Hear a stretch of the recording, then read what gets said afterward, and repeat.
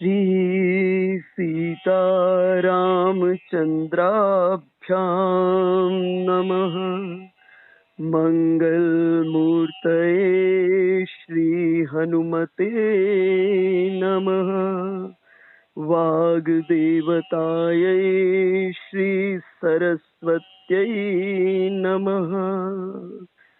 श्रीरामः शरणं समस्तजगतां, रामं विना का गति। रामेण प्रतिहन्यते कलिमलं, रामाय कार्यं नमः। रामत्रस्यति कालभीमभुजगो, रामस्य सर्वं वशे। रामे भक्तिरखण्डिता भवतु मे, राम त्वमेवाश्रय। राम त्वमेवाश्रय, राम त्वमेव आश्रय।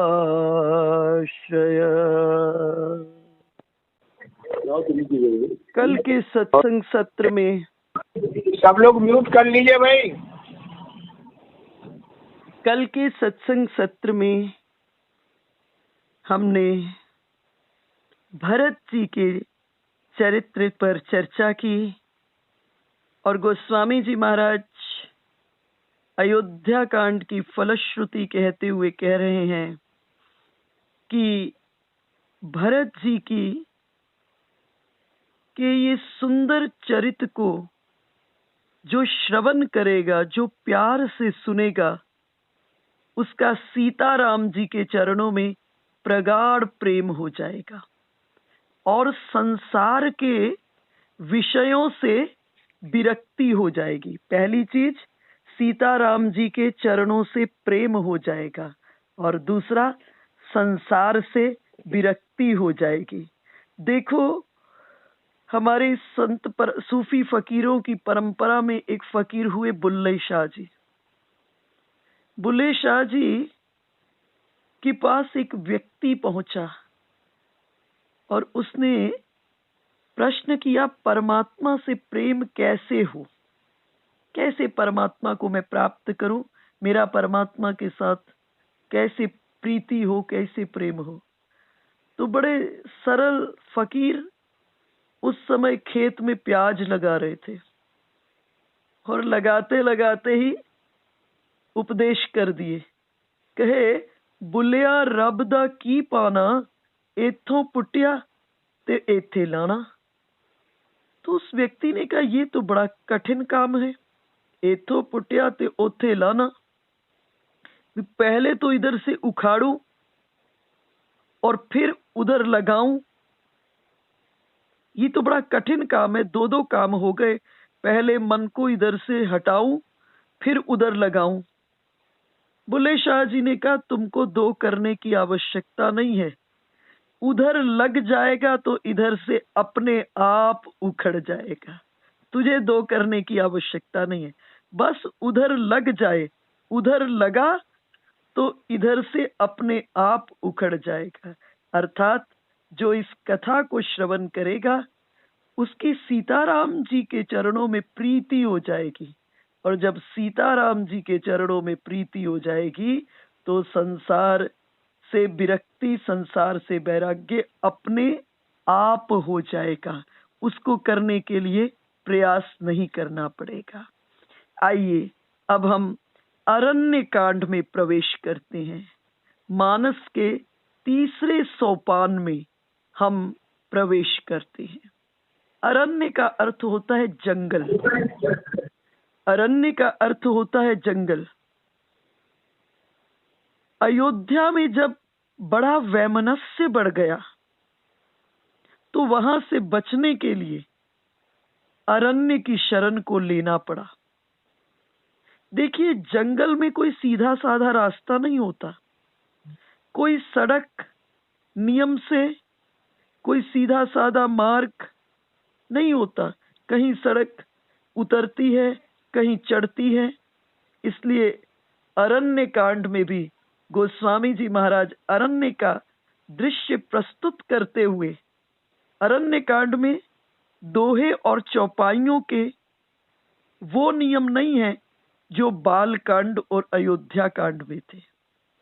अरण्य कांड में कहीं 26 अर्धालियों के बाद दोहा आता है, तो कहीं 2 अर्धालियों के बाद भी दोहा आ जाता है। तो अरण्य कांड की कथा में हम प्रवेश करते हैं। अरण्य कांड अर्थात जंगल। उस समय में जंगल में ऋषि मुनि रहा करते थे, जंगल में मुनि बसते थे। तो अरण्य कांड में भगवान का मुनियों से ऋषियों से मिलन हो रहा है।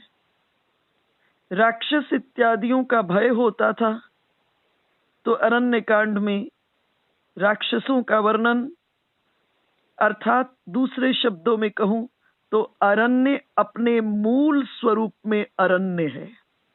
मैं प्रथम दूसरे 2 दिन की कथाओं में चर्चा की थी आपसे कि मानस के 7 सोपान जीव के उत्तरोत्तर विकास की 7 सीढ़ियां हैं। प्रथम बाल कांड, जब मन बालवत होगा तो शरीर अयोध्या बनेगा। इसलिए मन कैसा होना चाहिए? बालवत होना चाहिए।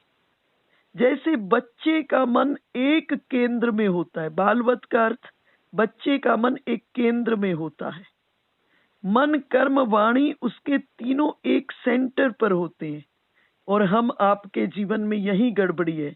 हम बोलते कुछ हैं, हम करते कुछ हैं, हम सोचते कुछ हैं, और इसके कारण हमारी जो पूर्ण ऊर्जा है वो 3 दिशाओं में खिंची होती है, और 3 दिशाओं में खिंची होने के कारण हम तनावग्रस्त होते हैं। इसलिए गोस्वामी जी महाराज कहते हैं, अगर राम को पाना है तो पहला काम करो, मन को बच्चे जैसा बना लो। मन बच्चे जैसा बन जाएगा तो शरीर क्या होगा? अयोध्या हो जाएगा। अयोध्या का अर्थ है जहां कोई युद्ध नहीं है। और शरीर अयोध्या होगा तो क्या होगा? तीसरा सोपान, वासनाओं से विरक्ति हो जाएगी। अरण्य, ऋषि मुनियों का संग प्राप्त होगा, सत्संग प्राप्त होगा।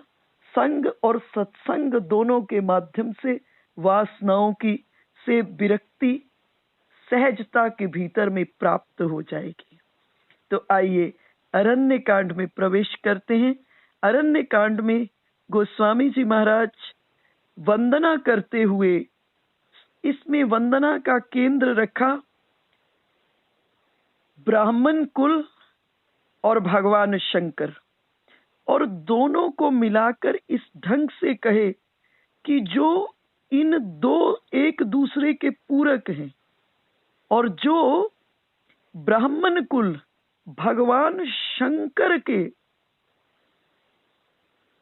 स्वरूप, व्यवहार, शैली के भीतर में प्रवेश कर गया है। जिस प्रकार भगवान शंकर का स्वभाव है, भगवान शंकर का क्या स्वभाव है? तुम पुनि राम राम दिन राति, निरंतर राम नाम, निरंतर राम नाम। बोले जिस ब्राह्मण के स्वभाव में भगवान का नाम, जिस ब्राह्मण के स्वभाव में भगवान शंकर का दूसरा जो विशेष गुण, पूरा भगवान शंकर की जितनी कथाएं आप श्रवण करेंगे उसमें मुख्य उद्देश्य क्या है? दूसरे को सुख देना, लोक कल्याण। समुद्र मंथन हुआ, हला हल्ला करके भगवान भोलेनाथ को दे दिया। भगवान भोलेनाथ हलाहल को धारण कर लिए कंठ में। आज पूरी का पूरा ब्रह्मांड भगवान भोलेनाथ का कर्जदार है। अगर भगवान शंकर इस विष को स्वीकार नहीं करते तो ये ब्रह्मांड खत्म हो जाता। और जो कुछ 2-4 बूंदे उस समय में भगवान शंकर से छिटक कर गिरी और उससे हजारों हिंसक सांप, बिच्छू इत्यादि इत्यादि पैदा हो गए। तो भगवान शंकर के स्वभाव को देखिए, एक तो राम नाम अति प्यारा, और दूसरा दूसरे को सुख देना, वो उनका मूल स्वभाव के भीतर में है। और यहाँ भी इसी के माध्यम से कह रहे हैं कि जिस ब्राह्मण के भीतर में ये दो चीजें आ जाए, वो शंकर की तरह ही पूजनीय हो जाता है। तो बड़ी अद्भुत वंदना करते हुए गोस्वामी जी महाराज कह रहे हैं, मूलम धर्म तरोर विवेक जलधे पूर्णेन्दुमानंददम वैराग्याम्बुज भास्करम ह्यगगनम ध्वान्तापहम तापहम मोहाम्बोधर पूग पाटन विधौ स्वसंभवं शंकरं वंदे ब्रह्मकुलं कलंकशमनं श्रीराम भूप प्रियम। कह रहे मूलम धर्म तरो, ये ब्राह्मण वंश कैसा है? बोले धर्म तरु का, धर्म रूपी वृक्ष का ये ब्राह्मण वंश कैसा है?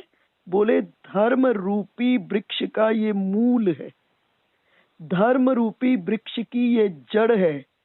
भगवान शंकराचार्य जी ने अपने गीता भाष्य में कहा है, ब्राह्मणस्य हि रक्षणेन रक्षितो भवति वैदिको धर्मः। ब्राह्मणस्य हि रक्षणेन रक्षितो भवति वैदिको धर्मः। यदि ब्राह्मणत्व की रक्षा स्वीकार हो, यदि ब्राह्मणत्व की रक्षा स्वीकार हो, अर्थात ब्राह्मण सब प्रकार से संतुष्ट हो, तब वैदिक धर्म की रक्षा होगी। क्यों? क्योंकि वे वेद और वेदोक्त जितने अनुष्ठान हैं उनका पालन करते हैं। तो ब्राह्मण बोले धर्म तरु के मूल हैं ये ब्राह्मण, और शंकर जी भी धर्म वृक्ष के मूल हैं। और मूल जड़, जड़ होने से क्या है? पृथ्वी रूप है। जड़ पृथ्वी रूप होती है। देखो शिव महापुराण का आप अध्ययन करेंगे तो वहां पर नंदीश्वर महादेव की अष्ट मूर्तियों का वर्णन करते हैं। महादेव की 8 प्रकार की मूर्तियों का वर्णन करते हैं। पहली मूर्ति महादेव की जो वर्णन करते हैं उसका नाम है शर्व।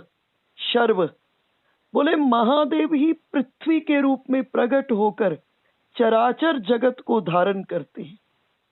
पृथ्वी के रूप में भगवान महादेव प्रकट होकर के चराचर जगत को धारण करते हैं, और चराचर जगत को धारण करने वाली पृथ्वी रूपी जो महादेव की मूर्ति है इसका नाम शर्व है। तो यहाँ बड़ा स्पष्ट कर दिया गोस्वामी जी महाराज ने कि धर्म के मूल ब्राह्मण है, और शंकर जी भी धर्म वृक्ष के मूल हैं। मूल होने से पृथ्वी रूप है, क्योंकि जड़ क्या है? पृथ्वी रूप होती है।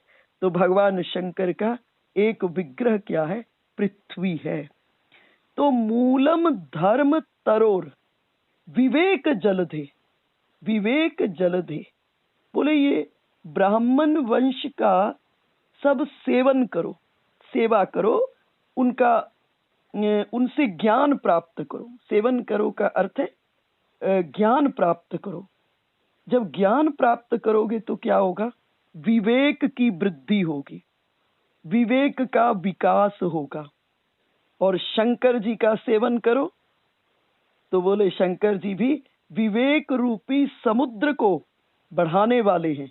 शंकर जी ज्ञान के देवता हैं। भगवान शंकर परमानंद के दाता है। इसलिए क्या शब्द प्रयोग किए?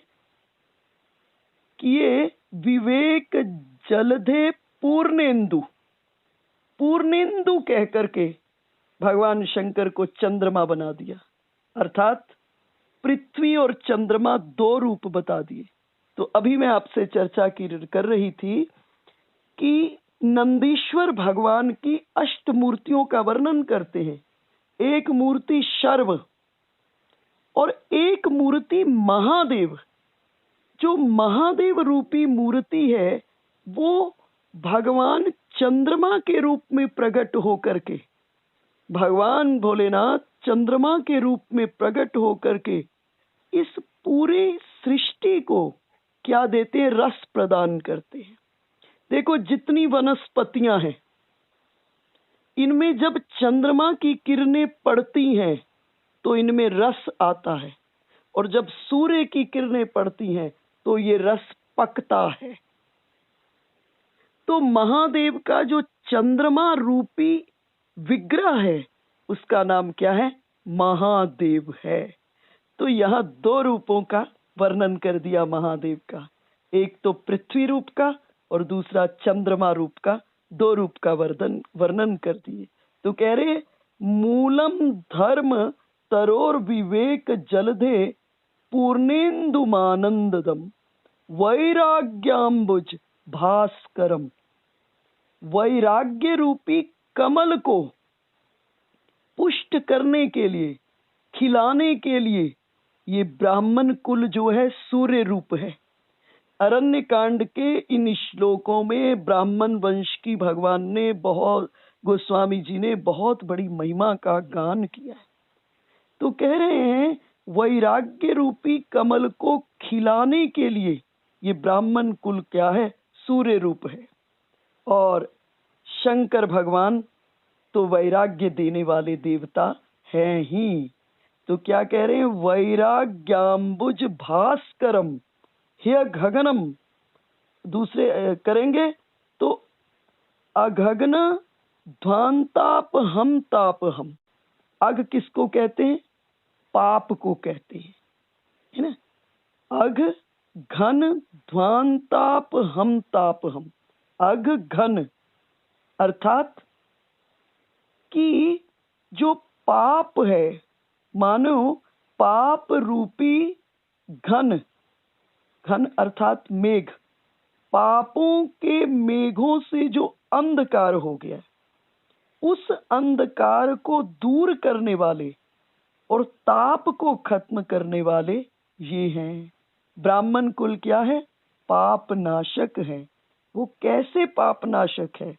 शास्त्र कहता है कि ब्राह्मण के दाहिने पांव के अंगूठे में, ब्राह्मण के दाहिने पांव के अंगूठे में संपूर्ण तीर्थों का निवास होता है, और भगवान शंकर संपूर्ण पाप ताप को नष्ट करने वाले हैं।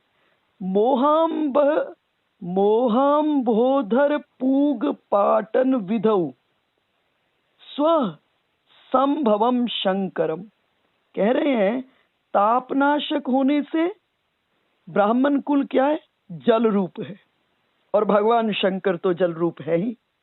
नंदीश्वर जब भगवान भोलेनाथ के अष्ट मूर्तियों का वर्णन करते हैं उसमें एक विग्रह है जिसका नाम है भव। एक की मैंने चर्चा की शर्व। शर्व का अर्थ है भगवान भोलेनाथ ही पृथ्वी के रूप में प्रकट होकर के क्या करते हैं? चराचर जगत को धारण करते हैं। और जो भगवान शंकर का एक विग्रह जिसका नाम भव है, भव का अर्थ होता है, यहां पर है कि भगवान शंकर जल रूप में प्रकट होकर पूरे सृष्टि को जीवन प्रदान करते हैं। हमें जल से ही जीवन मिलता है। अगर जल ना हो तो जीवन रह ही ना पाएगा। तो ताप नाशक होने से ब्राह्मण कुल क्या है? जल रूप है। और मोह रूपी जो मेघ हैं, मोह रूपी जो बादल हैं, मेघ हैं, वो आकाश रूपी आत्मा को क्या किए हुए? आच्छादित किए, उनके ऊपर उनकी छाया पड़ी हुई है। और तापनाशक होने से जल रूप है, और क्या करते हैं कि आकाश रूपी आत्मा को जो मोह रूपी बादलों ने आच्छादित कर दिया, ढक दिया है, उसे तितर बितर उन बादलों को भगाने के लिए ब्राह्मण कुल वायु रूप है।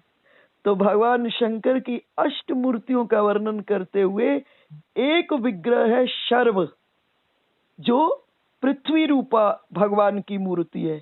एक क्या है? भव है। भव का अर्थ होता है कि जल रूप जो महादेव का विग्रह है।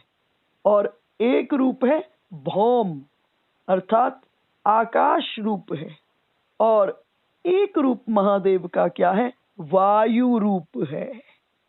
वायु रूप है। तो ये गोस्वामी जी स्पष्ट कर दिए, मोह जनित संशय सब हरना। ये ब्राह्मण कुल के लिए कहा है, मोह जनित संशय सब हरना। और भगवान शंकर भी बिल्कुल ऐसे हैं। तो यहां भगवान शंकर के वायु रूप का वर्णन हुआ है। और ये आकाश रूप जो है, सबको अवकाश देता है, अर्थात सबका कल्याण करता है। तो शंकर भगवान और ये ब्राह्मण कल्याणकारी होने के कारण, ये ब्राह्मण, मैंने पहले ही चर्चा की, ब्राह्मण अगर महादेव के भीतर में जो गुण है वो ब्राह्मण में आ जाए तो ब्राह्मण शिव रूप है। तो ब्राह्मण शिव रूप है। भगवान शंकर को राम नाम बहुत प्रिय है। भगवान शंकर के दरबार में निरंतर राम नाम ही चलता है। और दूसरी चीज, भगवान शंकर को दूसरे को सुख देना बहुत प्यारा लगता है। राम जी कहते तुम मुझे माला पहना जाओ, ये तुम्हारी बात है, लेकिन मैं तो तुम्हारी माला को तब स्वीकार करूंगा जब तुम मेरा कहा मानोगे। क्या कहा मानोगे? प्रात काल उठ के रघुनाथा, मात पिता गुरु नावहि माथा।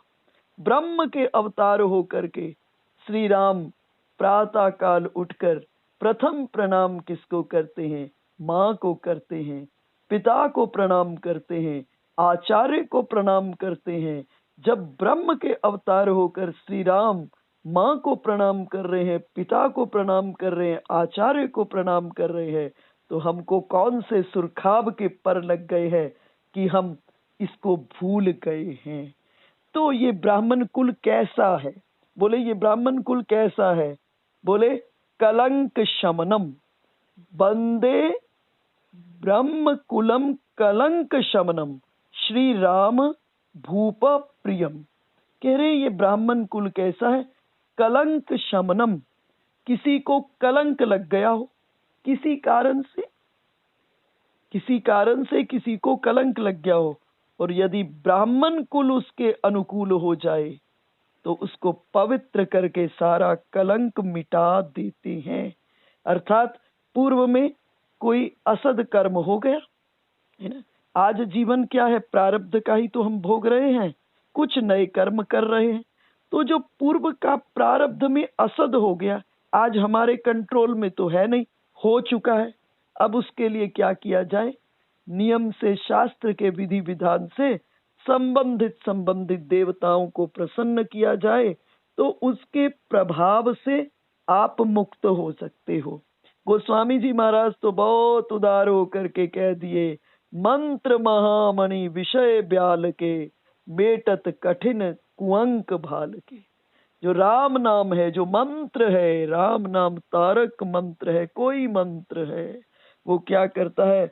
विषय रूपी ब्याल को एक क्षण के भीतर में खत्म करके, मेटत कठिन कुअंक भाल के, है ना, जो भाल पर, अर्थात जो भाग्य में प्रारब्ध के कठिन अंक है, जिसको भोगना शेष है, ये मंत्र क्या करता है? महामणि है।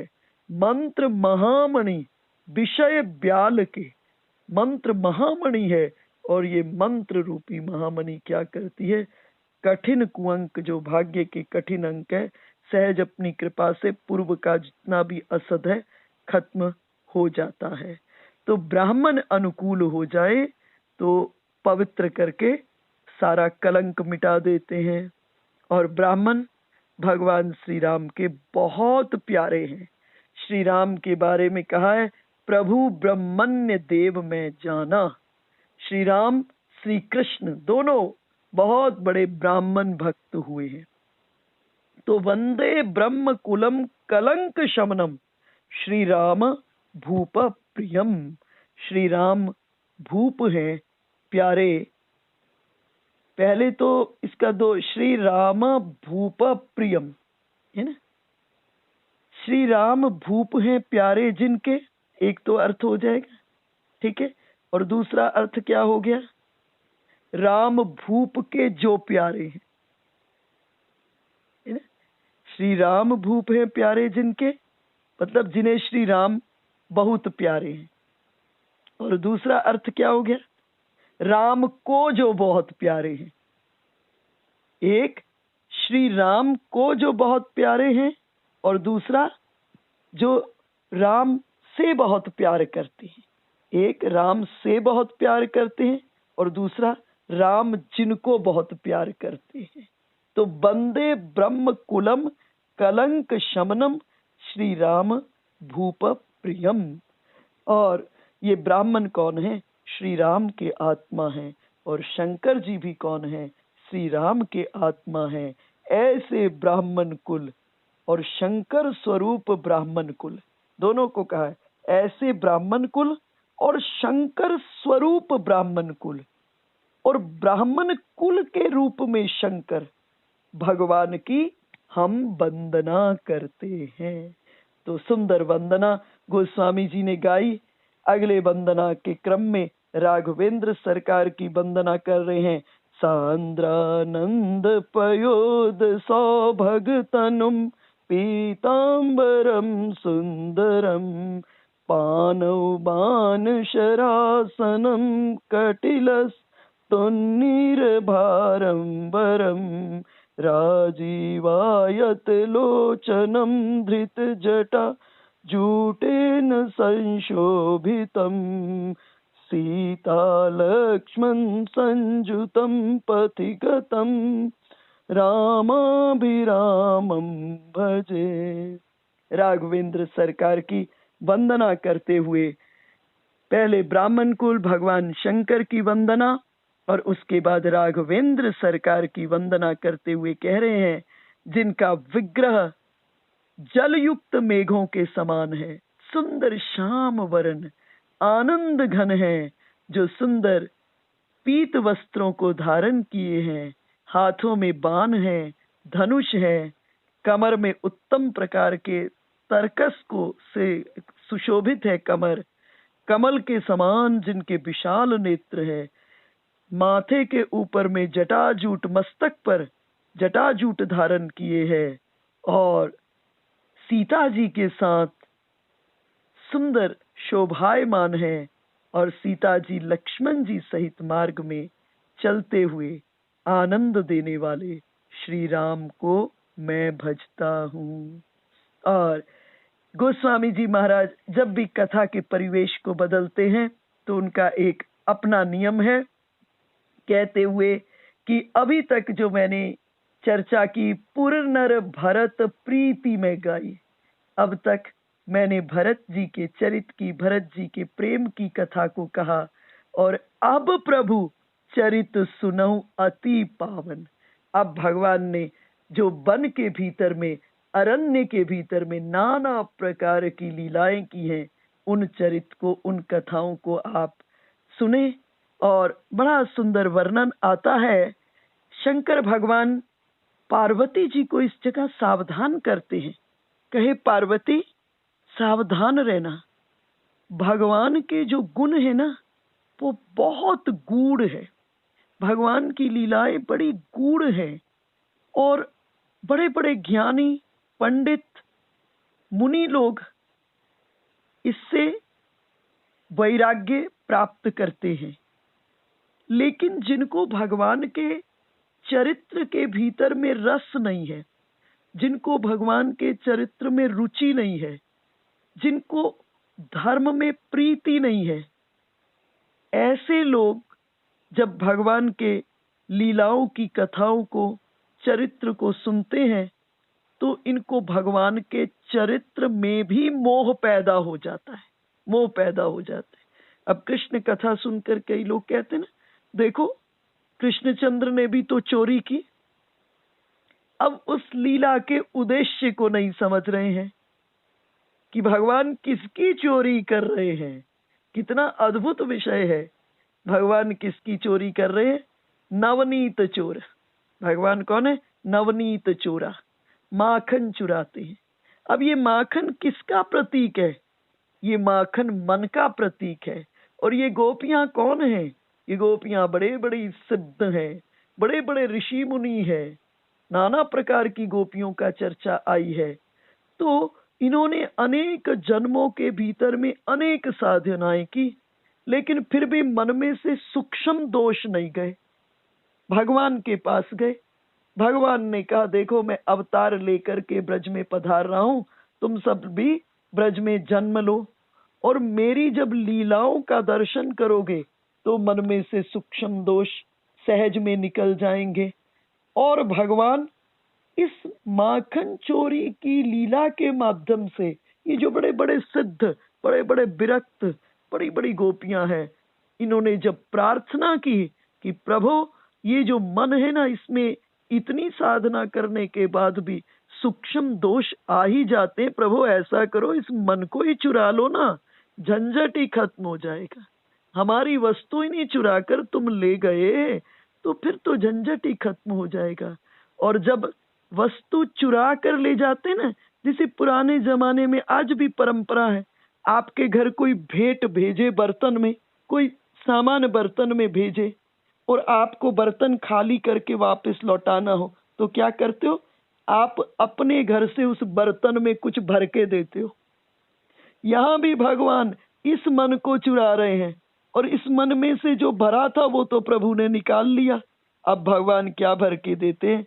इस मन को लौटाते अपने प्रेम से भर करके, अपने प्रति की प्रीति से भर करके, आनंद से भर कर दे देते हैं। और जिसके मन को चुरा लेते हैं ठाकुर, वो आनंद घन हो जाता है। वो प्रभु के समकक्ष ही आनंद को अनुभव करता है। प्रभु के समान ही वो आनंद को अपने जीवन भर अनुभव करता है। तो लीला का उद्देश्य तो ये है, लेकिन जिनको इस लीला का उद्देश्य नहीं है, का ज्ञान नहीं, अर्थात जिसको भगवान के चरित्र में रस नहीं, जिसको भगवान के चरित्र में रुचि नहीं, और जिसको धर्म में प्रीति नहीं, ऐसे लोग भगवान की कथा को सुनकर भी मोह में पड़ जाते हैं। और इसलिए भगवान शंकर ने पार्वती जी को पहले ही सावधान करते हैं, क्योंकि अरण्य कांड के प्रारंभ में भी एक ऐसा प्रसंग आता है जिसमें एक व्यक्ति को परमात्मा के चरित्र पर संदेह हो गया है, और भगवान पर उस व्यक्ति का संदेह सुनकर एक व्यक्ति को भगवान के चरित्र पर संदेह हो गया है। प्रारंभ कथा से यहां से हो रही है अरण्य कांड की, कि एक व्यक्ति, और वो व्यक्ति कौन है? इंद्र का बेटा जयंत है। उसको भगवान के चरित्र पर संदेह हो गया, और भगवान पर उस जयंत का संदेह सुनकर कहीं पार्वती जी का फिर संदेह ना हो जाए, फिर दोबारा संदेह ना हो जाए, इसलिए भगवान शंकर ने पार्वती जी को पहले ही सावधान कर दिया कि अरण्य कांड की अब मैं कथा प्रारंभ करने जा रहा हूं, इसलिए सावधान हो जाओ। कथा इस प्रकार से है, जब भगवान छोटे तो भगवान एक दिन पतंग उड़ा रहे थे। श्री राम पतंग उड़ाए, और पतंग उड़ते उड़ते कहाँ चली गई? पतंग उड़ते उड़ते स्वर्ग में चली गई। और इधर स्वर्ग में जयंत की पत्नी जयंती ने इस पतंग को पकड़ लिया। अब भगवान पतंग छुड़ाए, पतंग आए ही नहीं, और पतंग स्वर्ग के भीतर में जयंत की पत्नी ने पकड़ ली। भगवान हनुमान जी को बोले जाओ देख करके आओ, काकभुसुंडी जी को बोले जाओ देख करके आओ किसने मेरी पतंग को पकड़ लिया। उड़ते हुए गए हनुमान जी पहुंचे और देखे कि जयंती ने पतंग पकड़ ली। जयंती को बोले श्री राम की पतंग है, लौटाओ। जयंती ने कहा कि ये पतंग मैं तभी लौटाऊंगी जब श्री राम मुझे दर्शन देंगे। अब भगवान लीला कर रहे हैं, भगवान जयंती को दर्शन देने के लिए कहाँ पहुंचे? विष्णु रूप में जयंती के कक्ष में पहुंचे।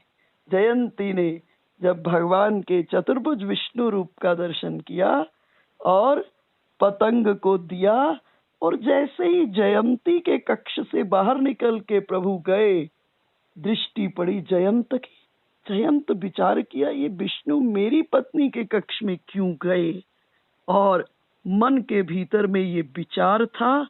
और आज इसी को जब भगवान बैठे हुए थे, कथा इस प्रकार से है, लखनलाल जी कंदमूल फल लेने के लिए गए हुए थे जंगल में।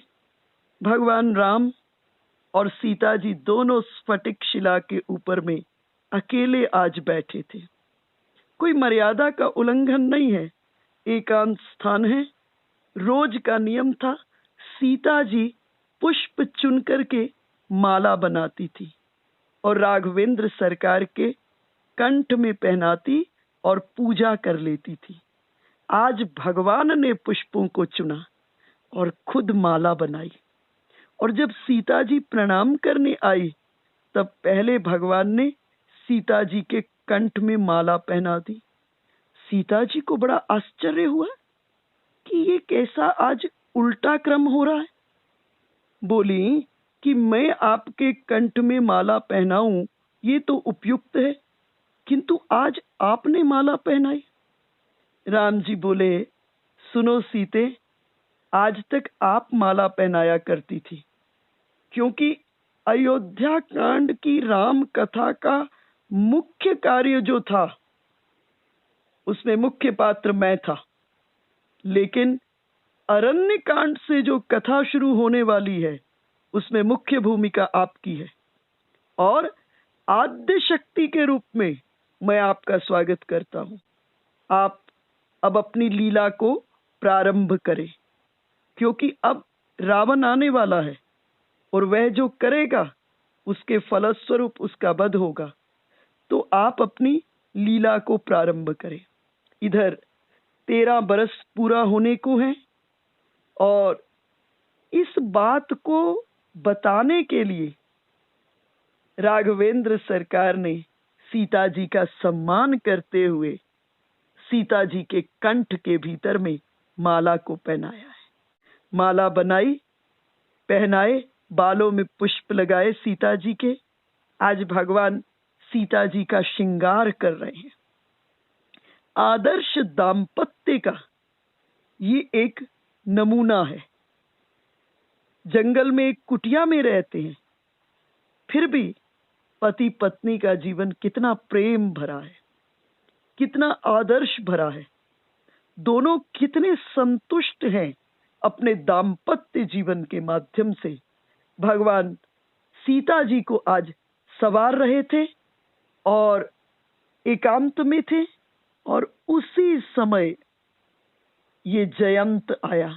और किस रूप में आया? कौवे के रूप में आया। इंद्र का बेटा जयंत कौवे के रूप में आया। और इंद्र का बेटा आया, देखा श्रृंगार कर रहे हैं। सोचने लगा, इस दृश्य को देख करके भगवान के चरित्र के में आशंका हो गई, संदेह हो गया। सोचने लगा, ये कोई ब्रह्म है क्या? परमात्मा ऐसा होता है? और मन के भीतर में संशय आ गया। और जैसे ही संशय आया मन के भीतर में, उसने क्या किया? कौवे का रूप धारण कर लिया और भगवान की परीक्षा करनी चाहिए कि ये विष्णु है भी कि नहीं, ये ब्रह्म है भी कि नहीं। ब्रह्म अपनी पत्नी का श्रृंगार करे, लोग ऐसे इन्हें ब्रह्म कहते हैं। ये ब्रह्म का काम नहीं है। मन के भीतर में संशय आ गया और इस जगह सीता जी के चरण पर इस कौवे ने प्रहार किया। चरण पर प्रहार किया, और जब प्रहार किया तो रुधिर बहने लगा। रुधिर बहने लगा। राघवेंद्र सरकार सीता जी की गोद में सुंदर माला पहनाकर श्रृंगार करके पुष्पों से गोद में सिर रख करके सो रहे हैं और रुधिर गिरा। वाल्मीकि ऋषि कहते हैं कि सीता जी के वक्षस्थल पर इस जयंत ने प्रहार किया, चोंच से प्रहार किया। लेकिन गोस्वामी जी महाराज कह रहे हैं कि इस जयंत में इतनी ताकत नहीं जो मेरी माता जी के, मेरी मां जानकी के सीने में चोंच से प्रहार करे। तो गोस्वामी जी महाराज कहते हैं कि सीता जी के चरणों में चोंच से प्रहार किया और प्रहार किया, रुधिर गिरा और राघवेंद्र सरकार अभी अभी जो कुशा लेकर के माला बनाए थे वही कुशा थोड़ा सा पड़ा था, उसी को ब्रह्मास्त्र बनाते हुए इस इंद्र के पुत्र जयंत के पीछे छोड़ दिया। प्रेरित मंत्र ब्रह्म सर धावा, चला भाजी बायस भय पावा। बाण पीछे पीछे, आगे आगे जयंत। जयंत बार बार पीछे पीछे मुड़ के देख रहा है, बाण पीछा कर रहा है जयंत का, और इधर बाण पीछा जयंत का कर रहा है और बाण देखते ही डर गया, समझ गया कि मेरा काल मेरे पीछे पीछे आ रहा है। जहां जहां गया वहां वहां भगवान का बाण पीछे पीछे चलता रहा। इंद्रलोक में गया, शिवलोक में गया, लेकिन किसी ने उसको स्वीकार नहीं किया। अपने पिता से कहा, किंतु इंद्र ने भी उसे रखने से, स्वीकार करने से इनकार कर दिया। और क्योंकि जो राम से द्रोह कर रहा है, जो राम का द्रोही है, उसे कौन अपने पास रखेगा। इसलिए जहां जहां गया वहां वहां सब ने इसको अस्वीकार कर दिया। घबराया हुआ इंद्र का बेटा जयंत जा रहा है, पीछे पीछे इसके बाण चल रहा है। और तभी मार्ग में कौन मिले? नारद जी मिले। अच्छा, जो ये इंद्र का बेटा जा रहा है और पीछे पीछे भगवान ने जिस कुशा को ब्रह्मास्त्र की तरह अभिमंत्रित करके छोड़ दिया है, इन दोनों के बीच में कितना अंतर है? 2 अंगुल की दूरी है। नियम तो है बाण निकले तो वो लक्ष्य का भेदन करना चाहिए, लेकिन यहां बाण लक्ष्य का भेदन नहीं किया है। यहां बाण और जयंत के बीच में 2 अंगुल की दूरी है, और इस 2 अंगुल का अध्यात्म में बहुत बड़ी भूमिका है।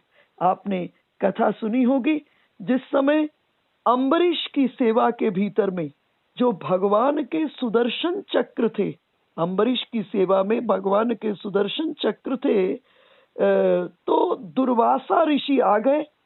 एकादशी व्रत के बाद अगले दिन, द्वादशी के दिन दुर्वासा जी आ गए। अम्बरीश बहुत प्रसन्न हुए कि आज सुबह सुबह दुर्वासा जी आए हैं, बड़ा शुभ दिन है, पहले उनको प्रसाद पवा करके फिर एकादशी व्रत का पारण करूंगा। तो दुर्वासा जी को भोजन के लिए निमंत्रण दे दिया अम्बरीश ने। इधर निमंत्रण दे दिया, दुर्वासा जी कहे मैं अभी स्नान करके आता हूं। दुर्वासा जी को आने में इतनी देर हो गई कि द्वादशी का जो मुहूर्त था वो खत्म होने को आ गया, त्रयोदशी प्रवेश होने को आने वाली थी। अम्बरीश ब्राह्मणों को बुला करके विचार विमर्श किए। नियम है एकादशी व्रत का पारण द्वादशी के रहते रहते होना चाहिए, और लगा कि इधर द्वादशी पूर्ण होने को आ गई और त्रयोदशी प्रारंभ होने ही वाली है, कुछ ही समय बाकी है। ब्राह्मणों से विचार विमर्श किया। ब्राह्मणों ने कहा आप ऐसा करें, एक काम, आप भगवान का चरणामृत पी लीजिए, चरणामृत पान कीजिए। चरणामृत पान करके व्रत का पारण भी हो जाएगा, और दुर्वासा जी को आपने भोजन के लिए निमंत्रण की दिया हुआ है, तो उनको निमंत्रण भोजन कराने से पहले भोजन न करने का दोष, भोजन करने का दोष भी नहीं लगेगा, व्रत का पारण भी हो जाएगा और भोजन पारण होने के बाद दोष भी आपको नहीं लगेगा। इस जगह जैसे ही चरणामृत को पान किए दुर्वासा ऋषि आ गए, क्रोधित हो गए, जटाओं से एक कृत्या को प्रकट कर दिए। वो कृत्या आगे आगे अम्बरीश को खत्म करने के लिए, लेकिन अम्बरीश की सेवा के भीतर में भगवान का सुदर्शन चक्र, और सुदर्शन चक्र ने आगे बढ़कर इस कृत्या को खत्म कर दिया। अब ये सुदर्शन चक्र दुर्वासा जी के पीछे पीछे, यहां भी कितना अंतर था, यहां भी 2 अंगुल का अंतर था। और जिस समय यशोदा मैया कृष्णचंद्र को बांधने लगी रस्सी से, उस समय भी रस्सी कितनी छोटी हो जाती थी, 2 अंगुल छोटी हो जाती थी। और इस 2 अंगुल का अध्यात्म में बहुत बड़ी भूमिका है। 1 अंगुल क्या है? 1 अंगुल है जीव का प्रयत्न, और दूसरी अंगुल क्या है? परमात्मा की कृपा। आप उधर खड़े हो, भगवान इधर खड़े हैं, आप थोड़ा सा दौड़ो प्रभु की ओर, आप चाहो प्रभु को, ये 1 अंगुल हो गया। जब 1 अंगुल का प्रयत्न आप करोगे तो प्रभु दूसरे अंगुल में दौड़कर आ जाएंगे पास में। बड़ा सुंदर विषय आता है, जिस समय बंदर भालुओं ने जिस समय समुद्र के ऊपर में सेतु का निर्माण कर लिया। अब जामवंत जी राघवेंद्र सरकार के पास आए, उदास होकर के, बहुत उदास जामवंत जी, और राघवेंद्र सरकार के पास आकर कहे, प्रभु इस सेतु को पार करने में तो इन बंदर भालुओं को 6 महीना लग जाएगा, इतनी संख्या इनकी, इसको पार करने में 6 महीना लग जाएगा। भगवान बोले, जामवंत जी ऐसा है? और भगवान आकर सेतु पर खड़े हुए और भरी आंखों से सागर की ओर देखे। जैसे ही देखे, सागर में जितने जलचर थे, जीव जंतु जलचर थे, वो सभी ऊपर आ गए जल के, और भरी आंखों से मूर्तिमंत होकर श्री राम रूप का दर्शन करने लगे। मूर्तिमंत होकर श्री राम रूप को निहारने लगे। श्री राम कहे, जामवंत जी मैंने इतने मार्गों का निर्माण कर दिया है, आप अपने बंदर भालुओं को बोलो इन मार्गों से उस पार चले जाएं। और अब जामवंत जी गुस्सा हो गए। जामवंत जी कहे, प्रभु जब आप ये कर सकते थे तो आपने इन बंदर भालुओं से इतनी मेहनत क्यों कराई? भगवान कहे, जामवंत जी आप केवल मेरे मुख को देख रहे हो, आपकी दृष्टि मेरे चरणों पर नहीं है। आप जरा अपनी दृष्टि को मेरे चरणों में डालिए। मेरे चरण उसी सेतु पर खड़े हैं जिस सेतु का आप बंदर भालुओं ने निर्माण किया है। अर्थात जीव अपने जीवन में साधना के सेतु को निर्माण करे, प्रयत्न के सेतु का निर्माण करे, चाहत के सेतु का निर्माण करे, और भगवान उस पर कृपा के सेतु का निर्माण करते हैं। तो यहाँ भी 2 अंगुल अंतर, पीछे पीछे बाण और आगे आगे जयंत। जयंत बार बार मुड़कर पीछे बाण की ओर देख रहा है। तभी बीच में देवऋषि नारद आ गए। नारद देखा बिकल जयंता, लागी दया कोमल चित संता। संत का स्वभाव होता है, उसे दया आ जाती है। मानस में गोस्वामी जी महाराज कह रहे हैं कि संत स्वभाव है। और कैसा स्वभाव है?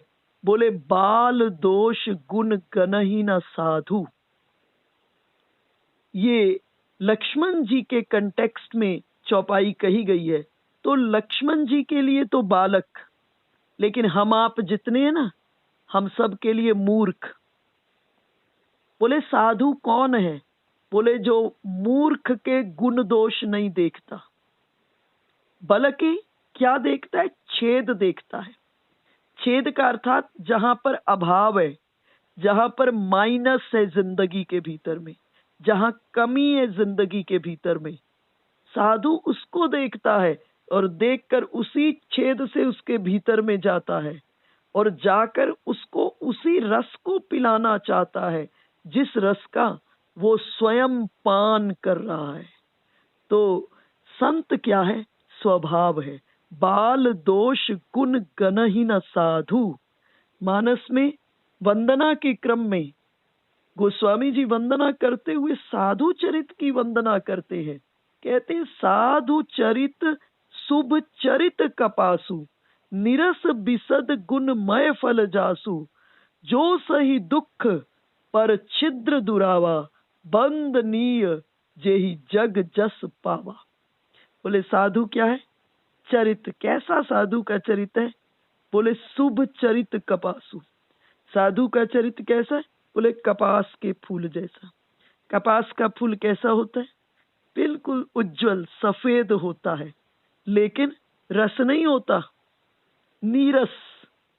अर्थात साधु के जीवन में कोई आग्रह नहीं, या नीरस का अर्थ है कोई आग्रह नहीं, अपने प्रति की कोई चॉइस नहीं। जाही विधि राखे राम, ताही विधि रही। महलों में राखे, चाहे झोपड़ी में बास दे, हर क्षण में साधु आनंदित। और गोस्वामी जी महाराज कह रहे हैं जो सही दुख, जो अपने जीवन में दुख को सहन करता है और सह करके दूसरे के कष्ट को खत्म करने का प्रयास करता है, सो साधु। और नारद जी को भी दया आ गई। नारद देखा बिकल जयंता, लागी दया कोमल चित संता। नारद जी ने कहा जयंत ये कैसे भाग रहे हो, पीछे पीछे ये क्या? और जयंत ने सारी कथा बता दी। कहा आप ही मेरी रक्षा कर सकते हो, ये आपका ही प्रताप है जो ये काल का बाण मेरे पीछे पीछे चल रहा है, रुक गया।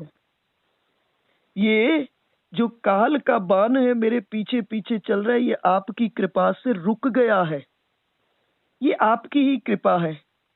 नारद जी ने पूछा हुआ क्या है? जयंत ने सारी कथा बता दी। और नारद जी कहे मूर्ख, तू शिवलोक चला गया, तू अपने पिता इंद्र के पास चला गया, ब्रह्मा जी के पास चला गया, सब जगह चला गया, लेकिन जिसका बाण है उसकी शरण में तुमको जाना चाहिए था। देखो संत सिर्फ एक काम करते हैं, साधु केवल एक ही काम करते हैं। क्या करते हैं? जीव को, जीवन को जीने की दिशा को बता देते हैं। और जब दिशा बता देते हैं, उस दिशा पर जब जीव चलता है तो जीवन की दशा बदल जाती है। उस दिशा पर चल करके जीवन की दशा बदल जाती है, जीव की दशा बदल जाती है। और कहे कि तू सब जगह भटका, अपराध तुमने सीता जी राम जी के प्रति किया है और शरणागति के लिए तुम इंद्र की जा रहे हो। ये कौन सा हिसाब किताब है भाई? जिसका अपराध किया है उसी के पास तो जाकर क्षमा मांगनी चाहिए। कहे वापिस जाओ चित्रकूट और भगवान के चरणों में गिर जाओ, क्षमा मांग लो। वो सहज में शरणागत वत्सल हैं, वो तुम्हारे इस अपराध को क्षमा कर देंगे और कोई नहीं बचा सकता। और बड़ा संकेतात्मक विषय है, इस संसार में भी हम जिसके प्रति अपराध करें, हमें माफी उसी व्यक्ति से मांगनी चाहिए। जाकर के भगवान से जाकर प्रार्थना करें और कहें कि हमने माफी मांग ली, ये बात नहीं बनेगी। हम जिसके प्रति अपराध कर रहे हैं, एक बार हमको उस व्यक्ति के पास जाकर के क्षमा मांग लेनी चाहिए। अगर ऐसे क्षमा नहीं मांगेंगे तो केवल भगवान के मंदिर में सिर झुका कर कह दे प्रभु हमसे अपराध हो गया क्षमा कर दो, तो बात नहीं बनने वाली है। अर्थात कि जिसके प्रति अपराध किया है हमने इस संसार में भी, उससे ही जाकर के हमको क्षमा को मांगना चाहिए। अब नारद जी से जयंत को सुंदर शिक्षा की प्राप्ति हो गई। जयंत वापस चित्रकूट आए। इतना घबराया हुआ था जयंत। जब आ रहा है ना जयंत, दृष्टि पीछे बाण पर और सीताराम जी विराज रहे हैं, जब आया शरण में तो इसकी स्थिति क्या, सिर तो सीता जी के चरणों में, और जो इसके पांव थे, चरण जो थे इसके, वो राघवेंद्र सरकार के चरणों में। सीता जी को दया आ गई, सीता जी ने उठाई इस जयंत की गर्दन और श्री राम के चरणों में डाल दी, और भगवान के चरणों में आकर ये जयंत रोने लगा, प्रभु मुझसे भूल हो गई, अब मुझे क्षमा करें, मैं आपको पहचान नहीं पाया। और भगवान ने क्या किया, इस जयंत को थोड़ी सी सजा दे दी, अर्थात इसकी एक आंख को फोड़ दिया जयंत ने। एक नयन करी तजा भवानी, एक नयन इस जयंत का फोड़ दिया। देखो बड़ा संकेतात्मक विषय है। जब तक जीवन के भीतर में एक दृष्टि नहीं आएगी, हम आपके दुख का जीवन में क्या कारण है, हम दो आंख से देखते हैं, जो प्रिय होता है उसको किसी और आंख से देखते हैं, और जो प्रिय नहीं होता उसको किसी और आंख से देखते। जब तक एक दृष्टि अर्थात सम दृष्टि नहीं जीवन में आएगी, तब तक हम परमात्मा के प्रिय नहीं हो सकते। संसार में तो हो जाएगा, कम ज्यादा से दूसरे को प्रसन्न कर लोगे आप, लेकिन परमात्मा के प्रिय बनना है तो जीवन के भीतर में अंततः एक ही दृष्टि होनी चाहिए, और जब तक एक दृष्टि जीवन में नहीं आएगी तब तक जीवन में बात नहीं बनेगी। अब भगवान को कुल मिलाकर यहाँ पर 13 बरस चित्रकूट में होने लगे। भगवान को लगा अब यहाँ पर सब लोग मुझे पहचानने लगे हैं, मेरा जो ब्रह्मैक स्वरूप है वो यहाँ पर खुलने लगा है। अब यहाँ ज्यादा रहूंगा तो मेरी लीला के भीतर में आगे की लीला में बाधा पड़ेगी। भगवान विचार किए 13 बरस पूर्ण होने को है, 1 साल बाकी है, और मेरे अवतार का जो कारण रहा है अब मुझे उसे भी संपन्न करना चाहिए। भगवान विचार किए अब मुझे दक्षिण की यात्रा को आरंभ करना चाहिए। भगवान ने चित्रकूट छोड़ने का फैसला किया। कोल किरात ऋषि मुनि सब आए, सबको अच्छा नहीं लग रहा था, भगवान जा रहे हैं। भगवान 13 साल चित्रकूट रहे, सबका एक एक रोम रोम रोमांचित प्रभु के सत्संग से, प्रभु के दर्शन से, प्रभु की सेवा से। जब भगवान जाने की बात कहे सब रोना प्रारंभ कर दिए। भगवान सबको आश्वासन देने लगे कि मैं स्थूल शरीर से जा रहा हूं, सब विश्वास रखना मैं सीताराम के रूप में सदैव युगों युगों तक सूक्ष्म रूप से चित्रकूट में वास करूंगा।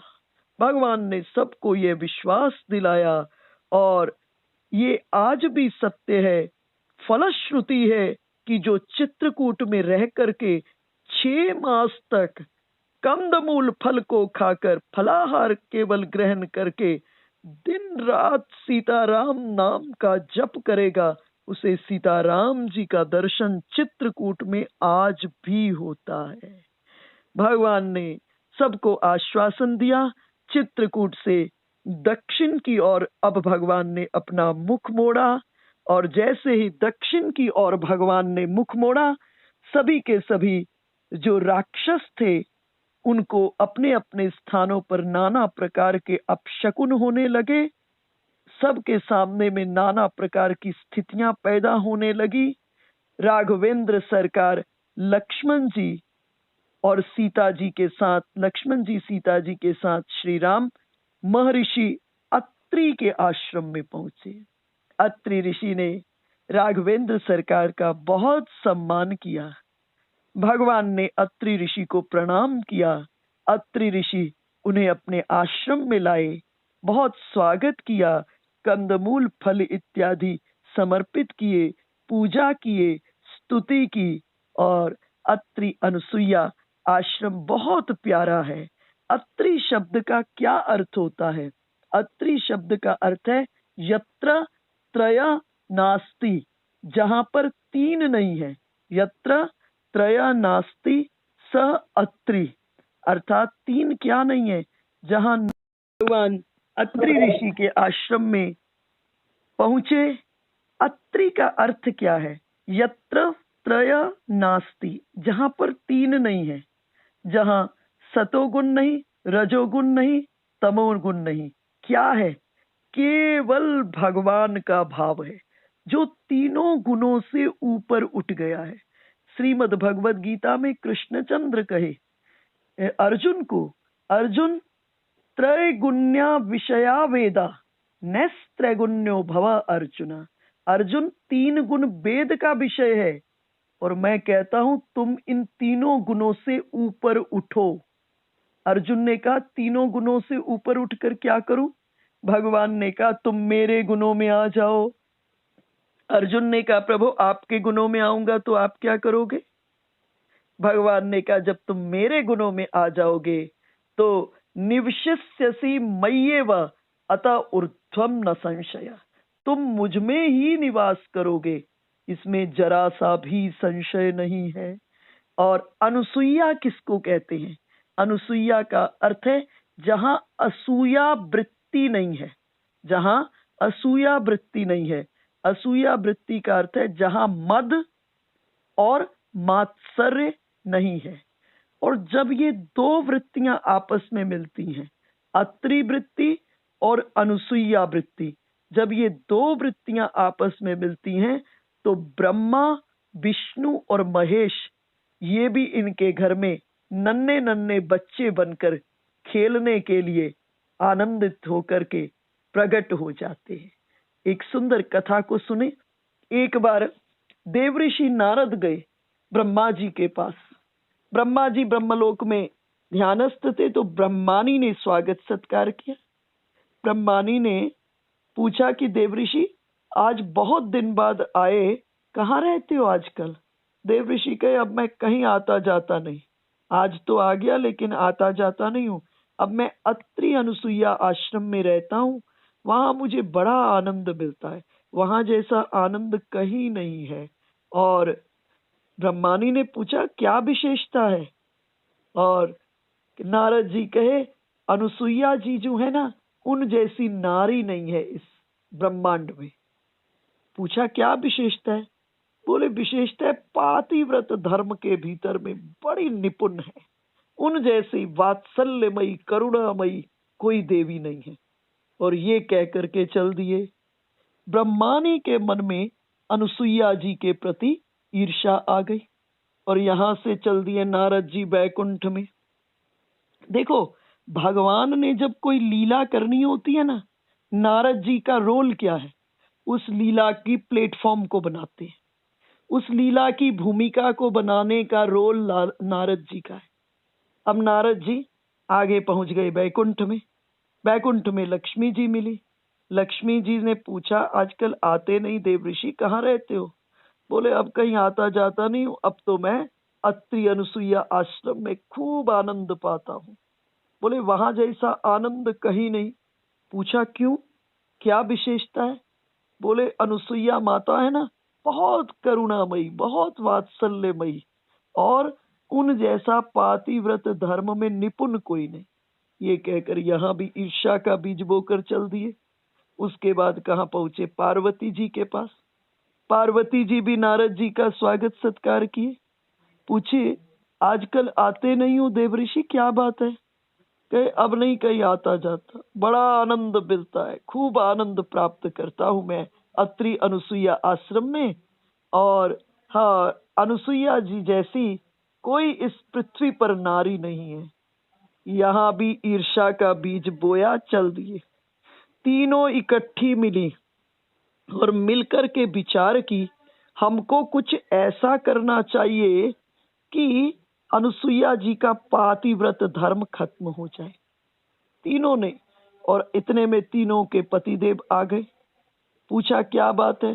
तीनों ने कहा आज आपको हमारी इच्छा का एक कार्य करना ही होगा, कुछ ऐसा करो कि अनुसूया का पातिव्रत धर्म खत्म हो जाए।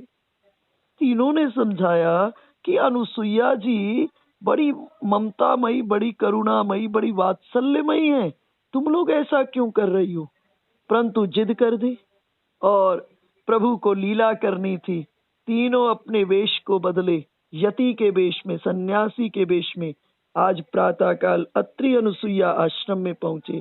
अभी अभी अत्रि ऋषि गए हैं वन के भीतर में नाना कार्यों के लिए, और अनुसुईया जी देखी द्वार पर 3 सन्यासी, और अनुसुईया जी भिक्षा देने के लिए तीनों सन्यासियों को आई। सन्यासियों ने कहा, देवी हम भिक्षा उसी के हाथ से लेते हैं जो दिगंबरा होकर हमको भिक्षा देता है, अर्थात निर्वस्त्र होकर भिक्षा देता है। सोचने लगी अनुसुईया जी, अगर निर्वस्त्र होकर भिक्षा देती हूं तो पातिव्रत धर्म खत्म होता है, और अगर भिक्षा नहीं देती हूं तो गृहस्थ का धर्म खत्म हो जाता है। और अनुसुईया जी विचार करके रोज जब अत्रि ऋषि वन में जाते हैं ना, तो प्रातःकाल चरम धोती हैं। अत्रि ऋषि के अनुसुईया जी वही जल था, उसी को ली, मंत्र से अभिमंत्रित की। अगर मन कर्म वाणी से मैंने पतिदेव की सेवा परमात्मा के रूप में की है तो ये तीनों जो सन्यासी हैं छोटे बच्चे हो जाएं। जल छिड़का, ब्रह्मा विष्णु महेश छोटे छोटे बच्चे हो गए। उठा के आश्रम में ले आई और लाकर ढाक के पेड़ के नीचे बिठा दी। आज अनुसुईया जी ने खीर बनाई थी, ढाक के पत्तों में खीर परोसी, गोद में बिठाया, तीनों को अपने हाथ से खीर खिलाई। और तीनों सोचने लगे कि नारद गलत नहीं कह रहे थे। नारद को ही अत्रि अनुसुईया आश्रम के भीतर में आनंद नहीं मिलता, हम तीनों को भी अत्रि अनुसुईया आश्रम में बहुत आनंद मिला है। और इधर से अगली सुबह होने को आई, नारद जी फिर पहुंच गए तीनों के पास। तीनों इकट्ठी, पूछी क्या बात है? तीनों इकट्ठी हो, क्या बात है? पतिदेव कहाँ है? चुप तीनों। नारद जी ने कहा, तुमने अपने पतियों को किसी का अनर्थ करने के लिए तो नहीं, अनहित करने के लिए तो नहीं भेजा? और तीनों चुप हुई और बाद में नारद जी को सारी बात बताई। नारद जी कहे, मैंने कहा था ना, अनुसुईया मैया जो है बड़ी करुणामयी है, वात्सल्यमयी है। अब तुमसे अपराध हो गया है, समाचार देने आया हूं, तुम्हारे पतिदेव छोटे छोटे बच्चे बन गए हैं। अब तुम उन्हें जितना मर्जी घी पिलाओ, जितना मर्जी कुछ करो, जब वो बड़े होंगे ना तब तक तुम्हारी रिटायरमेंट हो जाएगी। इसलिए जाओ दोबारा अनुसुईया की शरण में। तीनों देवियां आई और अभी अभी अत्रि ऋषि वन से लौटे हैं। क्या देखे? आंगन में 3 छोटे छोटे बच्चे खेल रहे हैं और द्वार पर 3 स्त्रियां घूंघट निकाले। अनुसुईया जी से पूछे, क्या खेल है? अनुसुईया जी ने सारी कथा सुनाई। अत्रि ऋषि कहे, अनुसुईया इन देवियों पर दया करो। और पुनः अनुसुईया जी अत्रि जी के चरण धोई और धो करके जल को ली, फिर इन तीनों पर छिड़की और छिड़क कर कही कि अगर मैंने मन कर्म वाणी से पति को परमेश्वर की रूप में पूजन किया है, ये पुनः अपने देवस्वरूप को प्राप्त हो। तीनों ब्रह्मा विष्णु महेश उठकर खड़े हो गए और तीनों ने कहा, नारद जी को ही आपके आश्रम में आनंद नहीं आया, हम सब को भी आपके आश्रम में बहुत आनंद आया है, और हम सब तीनों आपके यहाँ पुत्र के रूप में अवतार लेंगे। और तीनों अवतार लिए। भगवान शंकर दुर्वासा जी के रूप में अवतार लिए, ब्रह्मा जी चंद्रमा के रूप में अवतार लिए, और विष्णु भगवान दत्त के रूप में अवतार लिए, और तीनों अत्रि जी को आनंदित किए। तो हम चर्चा पर वापस लौटते हैं। अत्रि का अर्थ क्या है? यत्र त्रय नास्ति, जहां तीनों नहीं है। क्या है? केवल परमात्मा का भाव है, ना सतोगुण, न रजोगुण, न तमोगुण। ये तीनों भाई भाई हैं। कब किसको कौन धक्का देकर गिरा दे कोई मालूम नहीं। इसलिए जहां तीनों है ही नहीं, नामो निशानी नहीं है। क्या है? केवल परमात्मा का भाव है। और अनुसुईया कौन है? बोले अनुसुईया वो है जहां असूया वृत्ति नहीं है, अर्थात मद और मात्सर्य नहीं है। और जब 2 वृत्तियां आपस में मिलती हैं तो ब्रह्मा विष्णु महेश भी उनके घर में प्रकट होकर खेलने के लिए ललाहित हो जाते हैं। अत्रि ऋषि की भगवान अत्रि ऋषि ने राघवेंद्र सरकार की सुंदर स्तुति की। बहुत सुंदर मधुर स्तुति है। नमामि भक्त वत्सलम कृपालुशील कोमलम भजामि ते पदाम्बुजम अकामिनां स्वधामदम निकाम श्याम सुंदरम भवाम्बुनाथ मंदिरम प्रफुल्ल कंजलोचनम मदादिदोषमोचनम प्रलम्ब बाहुविक्रमं प्रभो प्रमेय वैभवं निषंग चाप सायकं धरं त्रिलोकनायकं दिनेश वंश मंडनम महेश चाप खंडनम मुनीन्द्र संत रंजनम सुरादि वृंद भंजनम। सुंदर भगवान की स्तुति को गाया। भगवान प्रसन्न हुए। अद्भुत। अत्रि ऋषि कहे, प्रभो आप भक्त वत्सल है, अर्थात जब आपका भक्त आपकी शरण में आता है तो आपको अपना पितापना भूल जाता है, आपका माँपना प्रकट हो जाता है। जैसे मैया की संतान में लाख दोष आ जाएं, मैया अपनी संतान के दोष को ढकती है और दूसरा उसमें गुणों को प्रवेश कराने की, उसमें गुण भरने की कोशिश करती है। यूं समझे, छोटा बच्चा मलमूत्र में जब सना होता है तो माँ ये नहीं कहती है पहले स्नान करके आओ फिर गोद में लूंगी। माँ क्या करती है, उस मलमूत्र से सने बच्चे को स्नान कराती है, शुद्ध करती है, पवित्र करती है और फिर क्या करती है, सुंदर श्रृंगार करती है और श्रृंगार करके अपने पति की गोद में दे देती है। कहा, प्रभु आप भी जब आपका भक्त शरण में आता है तो आपको अपना पितापना भूल जाता है, आपका माँपना प्रकट हो जाता है। और यहाँ पर अत्रि ऋषि और अनुसुईया जी ने भगवान की प्रार्थना की और इस जगह अनुसुईया जी ने सीता जी को बहुत सुंदर नारी धर्म का उपदेश किया। उसकी चर्चा कल के सत्संग सत्र में हम करेंगे।